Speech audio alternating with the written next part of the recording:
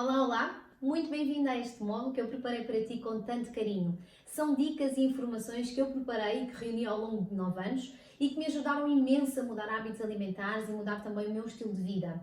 Uma das coisas que eu continuo a ver ao longo destes anos é que muitas vezes as pessoas procuram soluções e resultados, mas não estão dispostas a mudar hábitos alimentares. E realmente nós podemos ter resultados sem mudar hábitos alimentares, resultados até rápidos, mas não são duradouros. E há uma diferença gigante entre ser rápido e ser duradouro. Então eu estou aqui para te falar do processo e do que é que tu podes aprender ao longo do processo até chegares aos teus resultados, mas toda esta aprendizagem é que vai fazer a diferença para que estes hábitos se mantenham para o resto da tua vida, da tua e da tua família. Sim, porque é fundamental teres a família envolvida neste processo. Na realidade, muitas vezes nós vemos famílias com excesso de peso e as pessoas comentam ou falamos, é genético. A meu ver e na minha perspectiva, o que é genético naquela casa, naquela família, são os hábitos alimentares que vêm passando de casa em casa, de geração em geração e que foram dar e foram realmente representar aqueles resultados. Então envolve a tua família neste processo de uma forma gradual e não radical. Se tiveres crianças, então esse processo pode ser ainda mais desafiante, mas acredita em mim que vai valer a pena, está bem? Mesmo. Então eu vejo pessoas que querem resultados, querem e procuram soluções, mas não estão dispostas a mudar hábitos alimentares. E, nomeadamente, eu continuo a ver nos carrinhos de supermercado muitas pessoas que colocam refrigerantes, batatas fritas, as refeições pré-cozinhadas, as bolachas no carrinho de supermercado. Estão a tentar fazer dieta e querem emagrecer, mas não mudam as decisões e as compras que fazem. E é aqui que começa tudo. Mesmo que tenhas crianças, o processo pode ser ainda mais desafiante, mas é possível.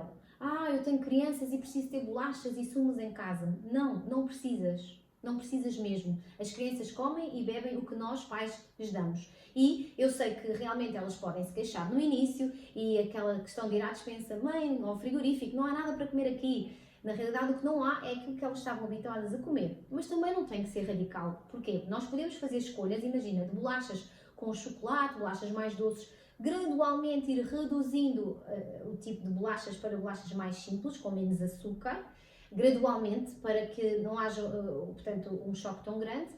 Em termos de sumos, eu, por exemplo, cá em casa tinha e bebia iced tea todos os dias. Todos os dias eu tinha sumo e bebia para cá em casa.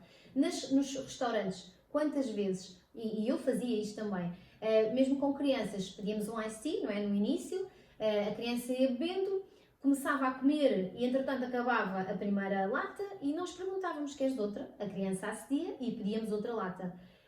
Por inconsciência, na realidade hoje em dia percebo que uma lata de iced tea, por exemplo, tem cerca de 25 gramas de açúcar já é a quantidade de açúcar limite para aquele dia, num adulto. Então imagina tudo o resto que a criança comer.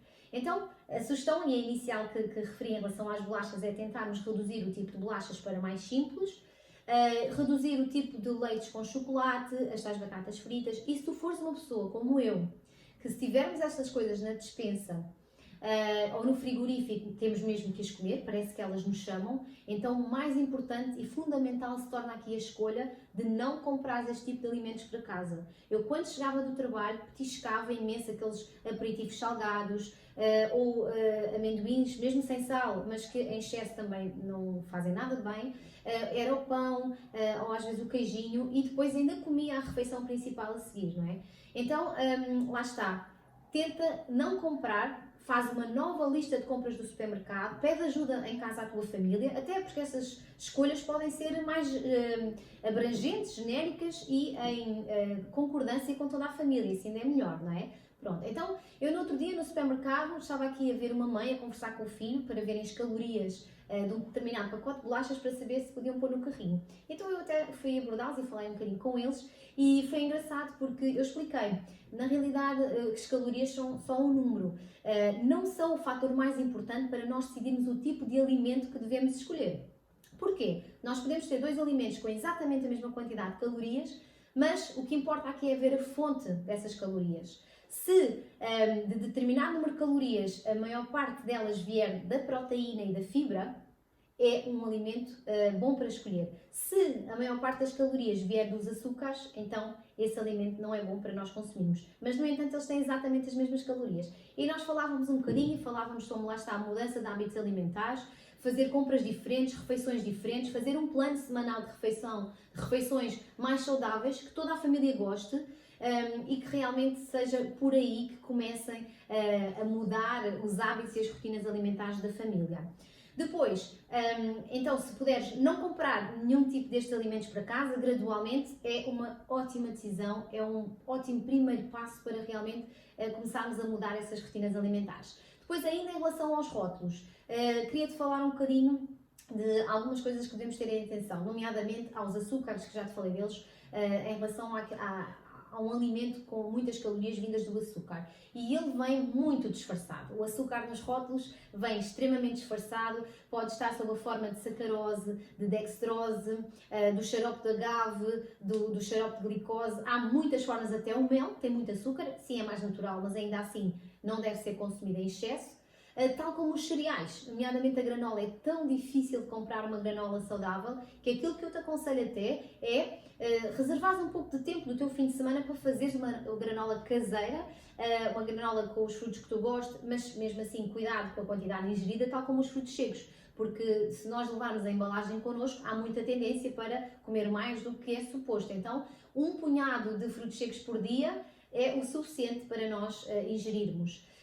Outro alimento que não é fácil de escolher são os iogurtes, não é? Os iogurtes também muitas vezes têm muito açúcar, aqueles mesmo que nos parecem, ou os magros, e realmente entre os diet e o light, não só nos iogurtes, mas nos alimentos em geral. Muitas vezes, por exemplo, baixa o açúcar, mas aumenta a gordura, portanto, temos que ter muito cuidado, lá está, aqui perceber se o iogurte tem fibra, saber a quantidade de proteína também, e quanto menos açúcar tiver, melhor. Portanto, os mais naturais possível. Se for preciso, no caso das crianças, num iogurte natural, adicione uma peça de fruta, cortada aos bocadinhos, e é muito melhor do que o açúcar já vir no próprio iogurte.